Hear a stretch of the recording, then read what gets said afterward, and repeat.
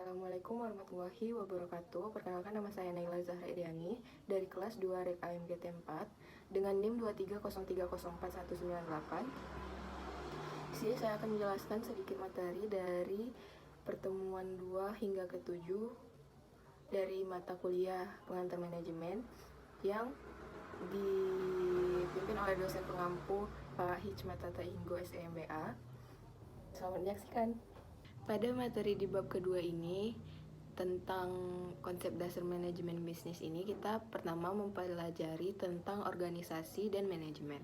Organisasi adalah suatu kumpulan kelompok yang dibentuk dalam suatu struktur atau organisasi tertentu untuk mencapai tujuan tertentu. Organisasi ini terbagi menjadi dua, yaitu organisasi profit oriented dan organisasi non-profit. Yang pertama, organisasi profit oriented ini artinya adalah suatu organisasi yang dibentuk untuk mencapai suatu keuntungan finansial. Sedangkan organisasi non-profit ini bertujuan untuk tidak mencari keuntungan secara finansial. Selanjutnya ada manajemen. Manajemen adalah suatu proses yang dilakukan untuk mencapai suatu tujuan organisasi melalui serangkaian kegiatan berupa pengendalian, pengorganisasian, pengarahan, pengendalian orang-orang, dan sumber daya organisasi lainnya. Sumber daya ada 5.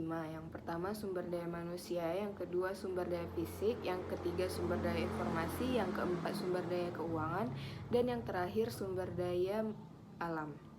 Selanjutnya, mengapa manajemen sangat dibutuhkan? Yang pertama untuk mencapai tujuan organisasi, yang kedua untuk menjaga keseimbangan di antara tujuan-tujuan yang bertentangan, yang ketiga untuk mencapai efisiensi dan efektivitas. Fungsi-fungsi manajemen ada 4. Yang pertama ada perencanaan atau planning, yang kedua ada pengorganisasian atau organizing, yang ketiga ada pengimplementasian atau directing, yang keempat ada pengendalian atau controlling.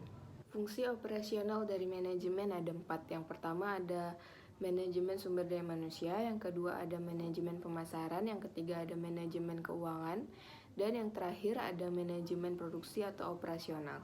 Selanjutnya kita akan menjelaskan materi dari pertemuan ketiga, yaitu sejarah manajemen. Sejarah ilmu manajemen. Peninggalan fisik sebagai ciri adanya implementasi ilmu manajemen seperti bangunan piramida di Mesir, Ka'bah di Mekah, tembok Cina, dan lain sebagainya. Hal ini dapat menunjukkan bahwa adanya suatu kegiatan atau aktivitas yang teratur atau bertahap pada zaman dahulu atau pada masa lalu yang hingga kini kita namakan sebagai manajemen. Selanjutnya ada pioner ilmu manajemen modern yang dicetuskan oleh Owen dan Babbage, yaitu yang pertama Owen, dia mengatakan bahwa pentingnya sumber daya manusia dan kesejahteraan pekerja dalam organisasi. Kemudian dari Babbage sendiri, dia mencetuskan bahwa pentingnya efisiensi kegiatan dalam produksi, terutama dalam penggunaan fasilitas atau material untuk proses produksi itu sendiri. Selanjutnya 3 kelompok pemikiran terdahulu dalam ilmu manajemen. Yang pertama ada perspektif manajemen klasik, yang kedua ada perspektif manajemen perilaku, dan yang terakhir ada perspektif manajemen kuantitatif. Selanjutnya ada 4 gagasan GAN dalam manajemen. Yang pertama adalah kerjasama saling menguntungkan antara tenaga kerja dan pemimpin. Yang kedua adalah seleksi ilmiah tenaga kerja atau karyawan. Yang ketiga ada sistem intensif untuk merangsang produktivitas karyawan dan organisasi. Dan yang keempat ada penggunaan instruksi kerja yang terperinci. Selanjutnya ada kesimpulan mengenai perspektif manajemen klasik. Pada bagian yang pertama ada kontribusi manajemen klasik, yaitu ada spesialisasi pekerjaan, studi mengenai masa dan beban kerja, metode ilmiah dalam manajemen, dikenalnya fungsi-fungsi manajemen, dan prosedur dan birokrasi.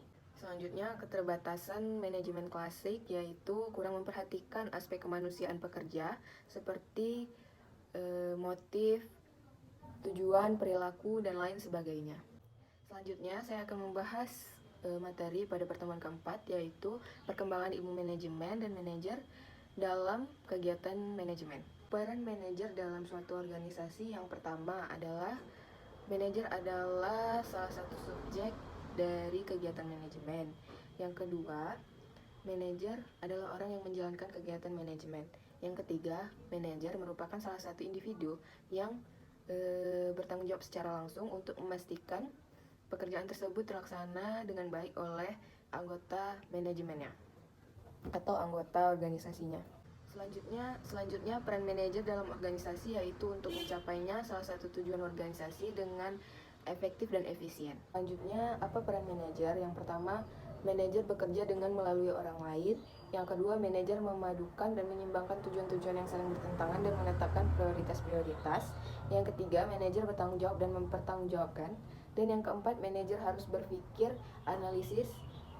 Yang keempat, manajer harus berpikir analisis dan konseptual. Manajer dalam organisasi harus fokus dalam inovasi untuk terus kompetitif. Terus dalam kompetisi yang tinggi dan pengaruh lingkungan global organisasi harus terus melakukan inovasi. Selanjutnya ada manajer umum dan manajer fungsional. Yang pertama, manajer umum. Manajer yang memiliki tanggung jawab kepada seluruh bagian atau fungsional pada suatu perusahaan atau organisasi. Manajer memimpin beberapa unit bidang fungsi pekerjaan yang mengepalai beberapa atau seluruh manajer fungsional. Yang kedua ada manajer fungsional. Manajer fungsional adalah manajer yang memiliki tanggung jawab pada suatu bagian fungsional perusahaan atau organisasi saja dan tidak ikut campur pekerjaan fungsional pada bagian orang lain.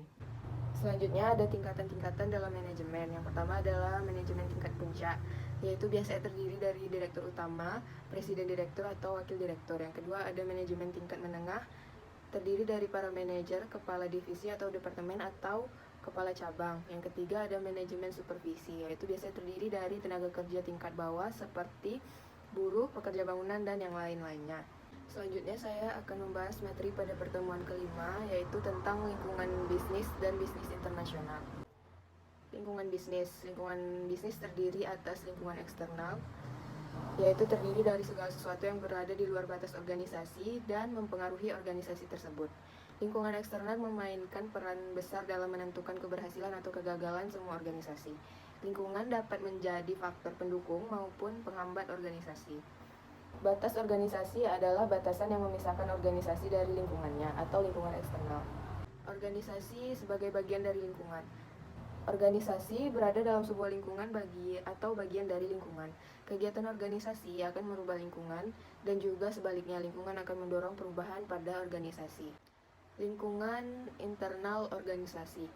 Pemilik adalah mereka yang secara historis maupun hukum dinyatakan sebagai pemilik akibat adanya penyertaan modal, ide, ataupun berdasarkan ketentuan lainnya dinyatakan sebagai pemilik organisasi. Kemudian ada tim manajemen, adalah orang-orang yang menuntut para pemilik organisasi atau perusahaan dinyatakan atau ditunjuk sebagai pengelola organisasi untuk suatu periode tertentu. Organisasi terdiri dari beberapa lingkungan eksternal, yaitu lingkungan teknologi, lingkungan sosial budaya, lingkungan perekonomian, lingkungan hukum politik, lingkungan global, bisnis internasional. Aktivitas bisnis yang dilakukan oleh perusahaan tidak hanya terbatas pada aktivitas transaksi yang dilakukan dalam batas-batas negara di mana perusahaan berada pada bisnis domestik, melainkan dapat pula dilakukan di luar batas negara atau bisnis internasional. Selanjutnya saya akan membahas materi pada pertemuan ke-7, yaitu tanggung jawab sosial dan etika manajemen. Tanggung jawab sosial perusahaan atau corporate social responsibility merupakan bentuk kepedulian perusahaan terhadap lingkungan eksternal perusahaan melalui berbagai kegiatan yang dilakukan dalam rangka penjagaan lingkungan, norma masyarakat, partisipasi pembangunan, serta berbagai bentuk tanggung jawab sosial lainnya. Strategi pengelolaan tanggung jawab sosial perusahaan ada strategi reaktif, strategi defensif, strategi akomodatif, strategi proaktif. Undang-undang yang mengatur tentang CSR di Indonesia adalah Undang-Undang Nomor 40 Tahun 2007 tentang perseroan terbatas.